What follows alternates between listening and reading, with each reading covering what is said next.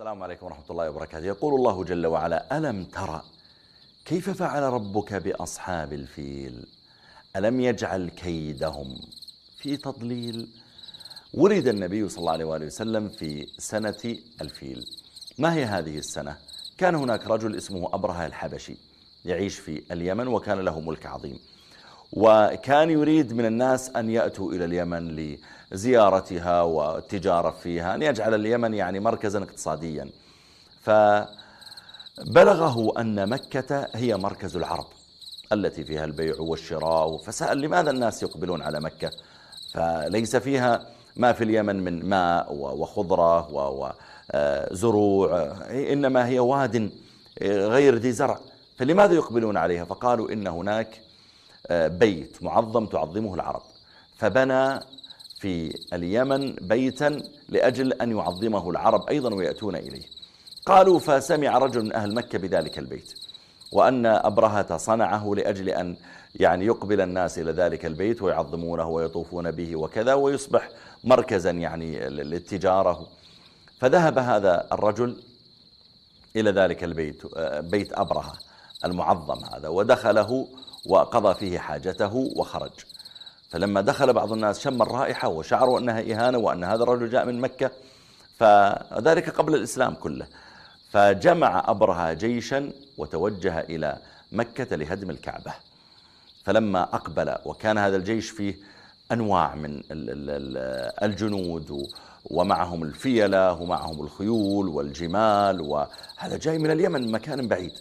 فلما أقبلوا وكادوا أن يدخلوا إلى منطقة الحرم، ليس الحرم الكعبة، منطقة الحرم عموما، وتعلمون أن الحرم منطقة كبيرة يعني، لكن لما نقول الحرم لا نقصد به مسجد الكعبة نفسه، لا، إنما نقصد المنطقة الواسعة التي من عندها مسجد التنعيم المعروف مسجد عائشة رضي الله تعالى عنها، ومن عند طريق الطائف، من عند طريق جدة ونحو ذلك. فلما أراد أن يقترب من منطقة الحرم، فالفيل الأكبر من هذه الفيلة قعد على الأرض، فضربوه ويعني وأشعلوا عصيان فيها النار ووضعوها تحته ليقوم ما قام.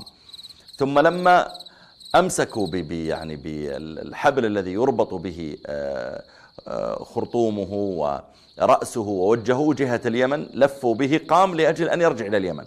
فلما أعادوه ليتوجه إلى الكعبة برك مرة أخرى. وهم في أثناء ذلك أرسل الله تعالى عليهم طيرا أبابيل، يعني هو نوع الطير، طير متتابع.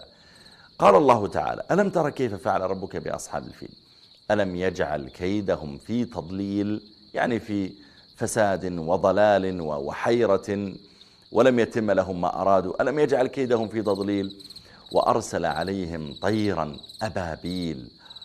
ذكر المفسرون بأن كل طير كان معه 3 حجارة في هذه الرجل وفي هذه الرجل وفي المنقار، فكان يرميهم بها. قال ربنا: ألم يجعل كيدهم في تضليل وأرسل عليهم طيرا أبابيل ترميهم بحجارة من سجيل. أبابيل يعني طير مجموعات، لكنها تفرقت لما وصلت إليهم حتى تنتشر على الجيش كله. ترميهم بحجارة من سجيل، هذه الحجارة محماة من النار، فإذا وقعت على رأس أحدهم خرقته حتى يتآكل ويصبح كعصف مأكول. العصف المأكول هو العشب الذي يكون عشبا طويلا نضرا حسن الصورة، ثم تسلط عليه مجموعة من الغنم فتأكله فلا يبقى منه إلا الشيء اليسير.